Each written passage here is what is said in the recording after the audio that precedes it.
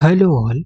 इस लेक्चर में हम लोग पढ़ेंगे बोर्स करेस्पॉन्डेंस प्रिंसिपल, जिसमें हम पढ़ेंगे बोर्स करेस्पॉन्डेंस प्रिंसिपल का एप्लीकेशन क्या है फॉर हाइड्रोजन एटम। ठीक है, सबसे पहले बोर करेस्पॉन्डेंस प्रिंसिपल होता क्या है कि सपोज आपके पास यहाँ पे इलेक्ट्रॉन है। ठीक है, सपोज यहाँ पे इलेक्ट्रॉन है और ये इलेक्ट्रॉन का ऑर्बिट है। सपोज ये एक सर्कुलर ऑर्बिट हो गया, ये आपका न्यूक्लियस है, not electron, so this is your nucleus. और ये सर्कुलर ऑर्बिट है, यहाँ पे इलेक्ट्रॉन जाएगा। इसी को हम लोग क्या बोलते हैं? इसी को हम लोग बोलते हैं बोर्स पोस्टुलेट या बोर एटॉमिक मॉडल। ठीक, तो इलेक्ट्रॉन मान लो इस ऑर्बिट में अगर मोशन कर रहा है, तो इलेक्ट्रॉन जब इस ऑर्बिट में मोशन करेगा तो इलेक्ट्रॉन की फ्रीक्वेंसी होगी जो कि हो जाएगी न्यू। फ्रीक्वेंसी को हम न्यू से रिप्रेजेंट करते हैं 1 अपॉन टाइम पीरियड। जब इलेक्ट्रॉन यहाँ से स्टार्ट किया जाएगा, ऐसे ऐसे ऐसे ऐसे ऐसे होते होते होते होते यहाँ पे पहुंचेगा, तो ये कितना डिस्टेंस ट्राई किया? इसने डिस्टेंस तय किया, डिस्टेंस इसने ट्रेवल किया 2 पाई आर, और टाइम इसको कितना लगा टी। ये जो टाइम होगा ये हो जाएगा time period. This is 1 upon T. समय बराबर क्या होता है? दूरी बटे 4। तो ये आ जाएगा nu is equal to V upon 2 pi R, या हम इस न्यू को बोल देते हैं क्लासिकल फ्रीक्वेंसी। ठीक है, तो दिस इज इलेक्ट्रॉन की speed divided by 2 pi R. तो ये हो गया आपके पास क्लासिकल फ्रीक्वेंसी। तो क्वेश्चन उठता है क्वांटम फ्रीक्वेंसी क्या होता है? क्वांटम फ्रीक्वेंसी वह फ्रीक्वेंसी है, मान लो इलेक्ट्रॉन इस ऑर्बिट में है। ठीक है, इस ऑर्बिट से इस ऑर्बिट में जब जंप करेगा तो अकॉर्डिंग टू बोर यहाँ से क्या करेगा? फोटोन को एमिट करेगा, और जो फोटोन एमिट होगा उसकी एनर्जी होगी ई आई माइनस ई एफ के बराबर, जहाँ ई आई इस ऑर्बिट की एनर्जी है और ई एफ इस ऑर्बिट में इलेक्ट्रॉन की एनर्जी है। ठीक है, तो ये जो न्यू आया, यानी ये इसको हम बोल देते हैं एफ क्वांटम, इसी को क्वांटम फ्रीक्वेंसी बोलते हैं। तो हो जाएगा E I minus E F upon H. तो हम दिखाएंगे कि F quantum is equal to F classical है जब एन गोज टू इन्फिनिटी है। ठीक है, यही दिखाना है पूरे लेक्चर में। तो कैसे स्टार्ट करेंगे? सबसे पहले हम लोग एफ क्लासिकल निकालते हैं। तो एफ क्लासिकल निकालने के लिए 1 सेकेंड, तो मान लेते हैं हमारे पास क्या है, so this is nucleus and this is your electron, electron orbit. ठीक है, तो मान लेते हैं कि इलेक्ट्रॉन जो है यहाँ, इसका सेंटर है न्यूक्लियस का, न्यूक्लियस के सेंटर से r डिस्टेंस पे रेडियस है, यहाँ पे मूव कर रहा है। तो ये पॉजिटिव चार्ज है, ये नेगेटिव चार्ज है। तो इलेक्ट्रॉन और न्यूक्लियस के बीच में कौन सा फोर्स लगेगा? वो लगेगा कूलाम्बिक फोर्स, है ना। कितना होगा? 1/4 Q1 Q2 by are square. कितना लगेगा? तो ये हो गया कूलाम्बिक फोर्स ऑफ अट्रैक्शन। लेकिन क्योंकि इलेक्ट्रॉन सर्कुलर ऑर्बिट में है तो इसके ऊपर एक सेंट्रीफ्यूगल फोर्स लगेगा जो इलेक्ट्रॉन को ऑर्बिट से बाहर ढकेलेगा, है ना। तो कूलाम्बिक फोर्स की वजह से ही इलेक्ट्रॉन सर्कुलर ऑर्बिट में मोशन कर पाएगा। अगर ये फोर्स ना हो तो ये सेंट्रीफ्यूगल फोर्स के कारण बाहर चला जाएगा, सर्कुलर ऑर्बिट में मोशन नहीं कर पाएगा। इसका मतलब ये बराबर हो जाएगा सेंट्रीफ्यूगल फोर्स mv² के। ठीक है, तो Q1 की वैल्यू रख देंगे, Q2 की वैल्यू रख देंगे। अब क्योंकि हम लोग कर रहे हैं हाइड्रोजन एटम के लिए, तो हाइड्रोजन एटम में जो न्यूक्लियस पे चार्ज होता है केवल एक प्रोटॉन है, यानी प्लस ई चार्ज, यहाँ पे इतना। तो हमारे पास आ जाएगा 1/4 E into E upon R square is equal to mv²/r। ठीक, एम क्या है? इलेक्ट्रॉन का मास, वी क्या है? इलेक्ट्रॉन की स्पीड, आर क्या है? ये जो सर्कुलर ऑर्बिट है या इलेक्ट्रॉन जो है उसकी न्यूक्लियस से दूरी। ठीक है, तो यहाँ से अगर हम इसको सॉल्व कर लें तो हमारे पास आ जाएगा R is equal to E²/4πε0। E square हो गया, 4πε0, आर को इधर भेज दिए और mv² इधर आ गया। ये मान लो इक्वेशन 1 आ गया। ठीक है, हमें पता है बोर क्वांटाइजेशन कंडीशन से एंगुलर मोमेंटम जो होता है वो होता है NH/2π, जहाँ पे n क्या है? इंटीजर है। और एंगुलर मोमेंटम क्या होता है? एंगुलर मोमेंटम आपके पास होता है rp। अगर एंगुलर मोमेंटम का ये निकाले, नहीं तो r क्रॉस p वेक्टर के फॉर्म में। तो r हो गया यहाँ पे, और p क्या है? लीनियर मोमेंटम, तो ये हो जाएगा mv, है ना, मास टाइम वेलोसिटी। तो अगर इसका हम मैग्नीट्यूड निकाले तो ये हो जाएगा mvr। एंगुलर मोमेंटम कितना आएगा? mvr। तो यहाँ रख देंगे तो ये हो जाएगा mvr is equal to NH/2π। ठीक, यहाँ से अगर हम v निकाल लें तो हो जाएगा NH अपान 2πmr। v निकालेंगे NH अपान 2πmr, ये आ गया इक्वेशन 2। तो हमने एक सिंपल क्लासिकल फिजिक्स यूज की है यहाँ पे और एक क्वांटम फिजिक्स का फिनोमेना यूज किया, बोर क्वांटाइजेशन कंडीशन। तो यहाँ से v की वैल्यू उठा करके यहाँ जैसे ही सब्सटीट्यूट करेंगे तो r हो जाएगा ई स्क्वायर अपान 4πε0 m, और 1 अपान वी स्क्वायर है तो ये हो जाएगा 4π² m square r square upon n square h square. ठीक है, क्योंकि 1 अपान वी का स्क्वायर है तो 1 अपान वी पहले करेंगे तो 2π हमारे ऊपर चला जाएगा, NH नीचे आएगा, स्क्वायर कर देंगे 4π² m square r square n square h square. 4 से 4 कैंसिल हो गया, पाई से पाई कैंसिल हो गया, m से m कैंसिल हो गया।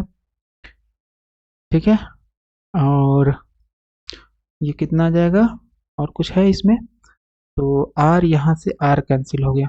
ठीक, इधर बचा आपके पास 1, इधर क्या बचा है ई स्क्वायर पाई, यहाँ m बचा है, यहाँ r बचा है ना, एक ही पावर कैंसिल हुआ है, और यहाँ बचा है epsilon naught n square h square. तो r की वैल्यू कितनी हो जाएगी, r आ जाएगा आपके पास n square h square epsilon naught pi m E square. इतनी वैल्यू आ जाएगी आर की, मतलब radius of the circular orbit या न्यूक्लियस से इलेक्ट्रॉन की distance, N square H square epsilon naught. 1 second check कर लेते हैं, सही किए हम लोग, N square H square epsilon naught upon pi M E square, तो यही आ रहा है। ठीक है, तो ये वैल्यू आ गई आर की। तो आर की वैल्यू चाहे इसमें रख दें चाहे इसमें रख दें, हम वी की वैल्यू निकाल लेंगे। तो बेस्ट ये होगा कि इक्वेशन 2 में आर की वैल्यू रखते हैं तो वी हो जाएगा एन एच अपान 2πm, और यहाँ पे 1 अपान आर है, 1 अपान आर मतलब ये पलट जाएगा, तो पाई एम ई स्क्वायर, यहाँ आ जाएगा N square H square epsilon naught. ठीक है, एन एच से एन एच कैंसिल, पावर एक एक कैंसिल हो जाएगा, पाई एम से पाई एम कैंसिल, तो इसका मतलब ये आ जाएगा वी बराबर ई स्क्वायर, है ना, यहाँ ई स्क्वायर है, यहाँ 2 बचा हुआ है, यहाँ एक पावर बचा हुआ है एन एच, और ये एप्सिलॉन नॉट। तो v बराबर कितना आ गया E square upon 2NH epsilon naught, यानी इलेक्ट्रॉन जो इस ऑर्बिट में मूव कर रहा है उसकी स्पीड कितनी होगी E square upon 2NH epsilon naught. एक बार इसको भी चेक कर लेते हैं, E square upon 2NH epsilon naught, तो ये भी सही है। ठीक, तो ये हमने निकाल लिया वेलोसिटी क्या होगी इलेक्ट्रॉन की, और रेडियस का क्या होगी। ठीक है, इसको अब हम डिलीट करने जा रहे हैं, बस हमें जो ज़रूरत है वही रखेंगे। ज़रूरत है v की, और किसकी ज़रूरत है, और ज़रूरत है r की। ठीक है, ओके, तो वी आर की ज़रूरत है, क्यों, क्योंकि हमें चाहिए क्लासिकल फ्रीक्वेंसी। तो एफ क्लासिकल कितना हो जाएगा, हमने बना के रखा था F classical 1/t, so basically हो जाएगा 1 टाइम पीरियड, या टाइम पीरियड मतलब यहाँ से इलेक्ट्रॉन मूव करते करते करते यहाँ पे पहुँचा, तो कितनी दूरी, समय बराबर दूरी बटे 4, सो 2πr अपान वी, तो ये हो जाएगा v अपान 2πr। एफ क्लासिकल हो जाएगा v कितना है, रख देंगे वैल्यू, सो ये हो जाएगा E square 2NH epsilon not, ये v हो गया, 1/2π अलग कर लिया, और r जो है 1/r रख देंगे, pi M E square N square H square epsilon naught. तो ये आ गया आपके पास पाई। अब देखो इसमें क्या क्या कैंसिल होगा, पाई कैंसिल हो जाएगा। ठीक है, और क्या कैंसिल होगा, और क्या कैंसिल होगा, और आई गेस कुछ भी कैंसिल नहीं होगा। तो सबसे पहले m, देखो m कहीं नहीं है, m हो जाएगा e⁴ हो जाएगा अपान 4 हो जाएगा, n³ हो जाएगा, h³ हो जाएगा, एप्सिलॉन स्क्वायर हो जाएगा। So this is your F classical. Electron की जो क्लासिकल फ्रीक्वेंसी है इतनी है, एक बार इसको भी चेक कर लेते हैं क्लियर व्यू में। सो ये हमने निकाल रखा है, ये कितना रहा, me4 4n³ h³ epsilon naught square, me4 4n³ h³ epsilon naught square. ठीक है, इतना गया। इसको हम एक दूसरे फॉर्म में लिख सकते हैं, क्योंकि हमारे पास एक फार्मूला होता है जिसको हम बोलते हैं रिडबर्ग फार्मूला, रिडबर्ग का फार्मूला, बेसिकली रिडबर्ग कांस्टेंट का फार्मूला, रिडबर्ग फार्मूला। तो रिडबर्ग कांस्टेंट जो होता है वो होता है आर इन्फिनिटी, और इसकी वैल्यू होती है, आर इन्फिनिटी की वैल्यू ये होती है me4 8 epsilon square h³ c, me4 8 epsilon square H cube C इतनी होती है। तो अगर हम यहाँ से इसको लिखना चाहें तो एप्सिलॉन स्क्वायर है, एच क्यूब है, सी नहीं है, तो हो जाएगा R infinity into C divided by let's say 2 से डिवाइड कर दे तो यहाँ कितना बचेगा, यहाँ बचेगा एम ई 4 8, तो यहाँ बचा 4, यहाँ एप्सिलॉन स्क्वायर एच क्यूब, देखो एम ई 4 है, एच क्यूब एप्सिलॉन स्क्वायर 4, तो इसमें से अगर हम 1/n³ बाहर ले लें क्लासिकल में से तो ये क्या हो जाएगा एम ई 4, ठीक है, एम ई 4 अपान 1/n³ बाहर लिए 4 epsilon naught square H cube, ठीक है, इसका मतलब एफ क्लासिकल आ गया हमारे पास 1/n³ M E 4 epsilon square H cube, इसकी जगह हम क्या लिख सकते हैं 2 आर इन्फिनिटी सी, है ना, आर इन्फिनिटी क्या रेडबर्ग कांस्टेंट, इसकी वैल्यू तो 1.09737 10⁻7 मीटर इनवर्स, इसकी वैल्यू इतनी होती है, इसमें सब रख के कैलकुलेट कर लेंगे तो इतना आएगा, ठीक है।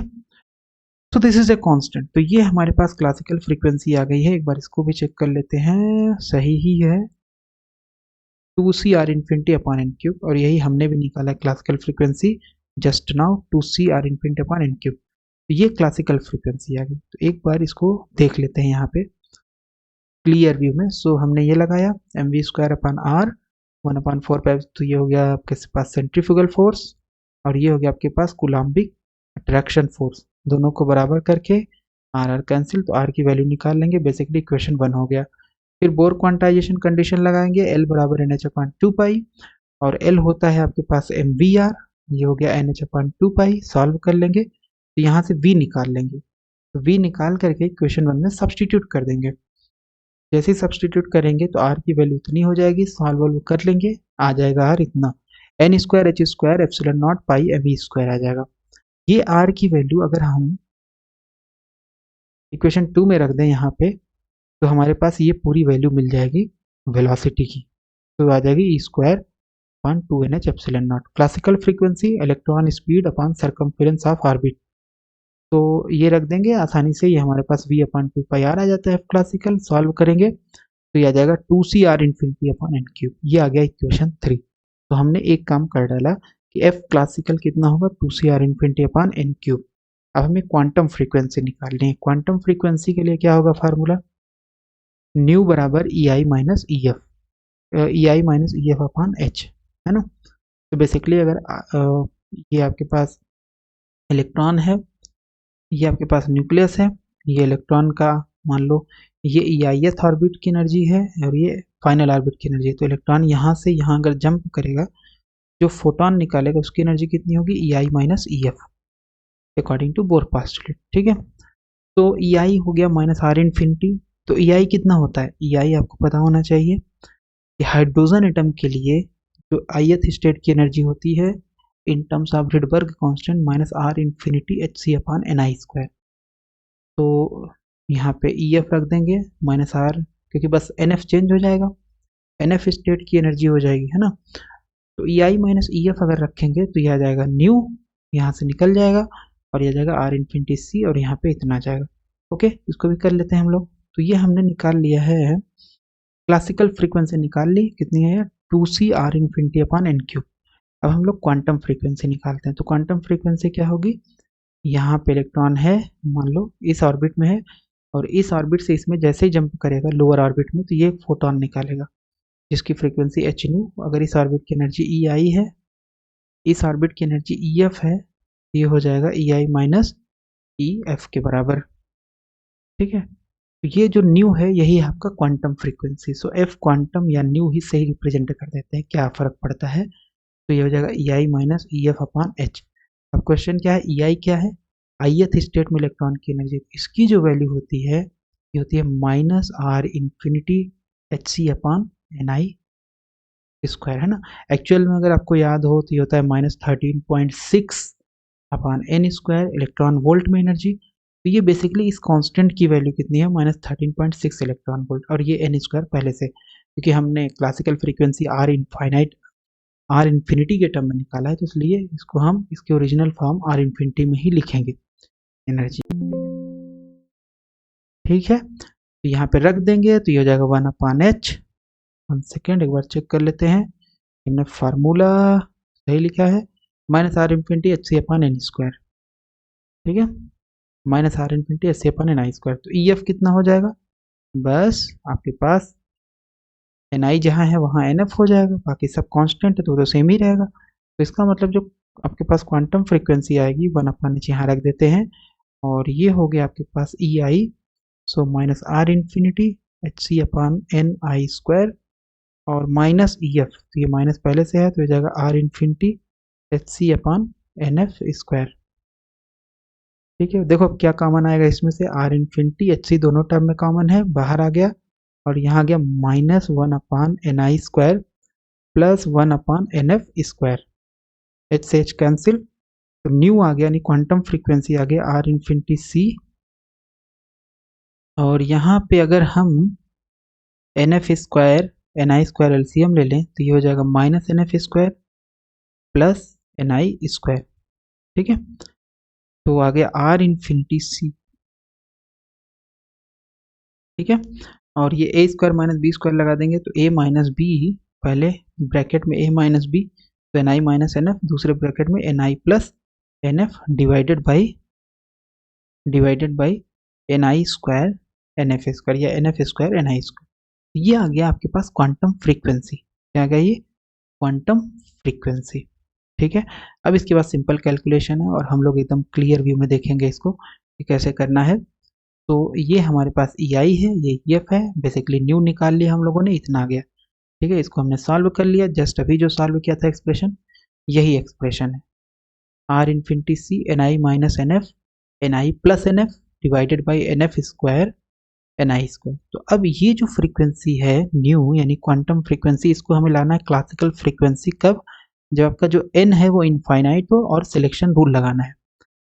तो सिलेक्शन रूल लगाने के लिए सबसे पहले सिलेक्शन रूल क्या लगाएंगे हम, डेल्टा n बराबर ni - nf, मतलब इलेक्ट्रॉन जो है वो जस्ट उसके नीचे वाली ऑर्बिट में अगर ट्रांजिशन कर रहा है। ठीक है, ni - nf is equal to 1। तो nf बराबर अगर n है, सपोज nf बराबर n है, तो यहाँ रख देंगे, तो nf बराबर n, यहाँ पे nf बराबर n रखेंगे तो ni कितना हो जाएगा, n+1। और ये ऑब्वियस सी चीज़ है कि ये मान लो आपके पास न्यूक्लियस है, ये ऑर्बिट है इलेक्ट्रॉन का, तो हम कंडीशन क्या लगा रहे हैं, ट्रांजिशन रूल क्या लगा रहे हैं या सिलेक्शन रूल क्या लगा रहे हैं कि इलेक्ट्रॉन इस वाली ऑर्बिट से इसमें आए, और एक ऑर्बिट मान लो ये है इलेक्ट्रॉन का, इस वाली ऑर्बिट में ना जाए, यहाँ से जस्ट यहाँ ट्रांजिशन कर रहा है, कुछ तो रूल लगाना पड़ेगा फ्रीक्वेंसी के लिए, तो यहाँ से यहाँ ट्रांजिशन करे। तो मान लेते हैं इलेक्ट्रॉन यहाँ से यहाँ ट्रांजिशन अगर कर रहा है, तो उस केस में हमारे पास सिलेक्शन रूल क्या हो जाएगा, ये आपके पास हो गया n स्टेट और ये हो जाएगा n+1, है ना, घटा देंगे तो 1 आएगा, डेल्टा n बराबर आ जाएगा 1। वही चीज़ है यहाँ पे, nf is equal to n, ni is equal to n+1, substitute करो यहाँ पे, तो ni - nf ये 1 हो गया, और ये हो गया 2n+1, और ये हो जाएगा nf n², ये हो गया n+1 का होल स्क्वायर, न्यू बराबर r∞c, this is 1 n n+1 हो जाएगा, n² n+1 का होल स्क्वायर, सो r∞c आ गया, ये दोनों ऐड हो जाएगा 2n+1 जो हो गया n² n+1 का होल स्क्वायर। अगर n बहुत बड़ा हो, सपोज n बहुत बड़ा हो, तो उस केस में n में एक जोड़ने से कोई इफेक्ट नहीं पड़ेगा, n में एक जोड़ने से कोई इफेक्ट नहीं पड़ेगा, तो यहाँ पे हम 1 को नेग्लेक्ट कर सकते हैं और यहाँ पे भी 1 को नेग्लेक्ट कर सकते हैं, तो न्यू बराबर आ जाएगा r∞c, और ये हो गया 2n n² n²। ठीक है, तो n से n कैंसिल, तो ये बचेगा n, और n² यानी n³ हो जाएगा, तो ये आ जाएगा 2r∞c/n³। यही तो हमारे पास क्लासिकल फ्रीक्वेंसी आ रही थी। चेक करो, क्लासिकल फ्रीक्वेंसी इक्वेशन 3 में क्या आ रही है, 2cr∞/n³, और हमने क्वांटम फ्रीक्वेंसी जो निकाली है वो कितनी आ रही, 2c/2r∞c/n³। इस केस में जब n बहुत लार्ज हो, और यही हमारे पास क्या है, क्वांटम प्रिडिक्शन जो है, ये तो सब क्वांटम है, ये जो रिजल्ट आया क्वांटम आया है, लेकिन ये क्लासिकल प्रिडिक्शन को फॉलो करेगा जब n बहुत बड़ा होगा। ठीक है, इसी को बोला जाता है Bohr's correspondence principle. So nu is equal to 2r∞c/n³, this frequency is same as classical frequency which is equation 3। और अगर हम ट्रांजिशन मान लें डेल्टा n बराबर 2 3, मतलब इलेक्ट्रॉन जिस ऑर्बिट में मूव कर रहा है उसके जस्ट नीचे वाले में ना जाए, उससे एक एक्स्ट्रा में चला जाए, तो n बराबर डेल्टा n 2 हो जाएगा, और उससे 2 एक्स्ट्रा में जाएगा तो डेल्टा n बराबर 3 और 4 एंड सो ऑन। तो आपके पास फ्रीक्वेंसी जो आएगी, जो आपके पास क्वांटम फ्रीक्वेंसी आएगी, अगर डेल्टा n 2 लेंगे तो 2f आएगी, डेल्टा n 3 लेंगे तो 3f आएगी, डेल्टा n 4 लेंगे तो 4f के बराबर आएगी। तो ये हुआ आपका application of Bohr's correspondence principle for hydrogen atom.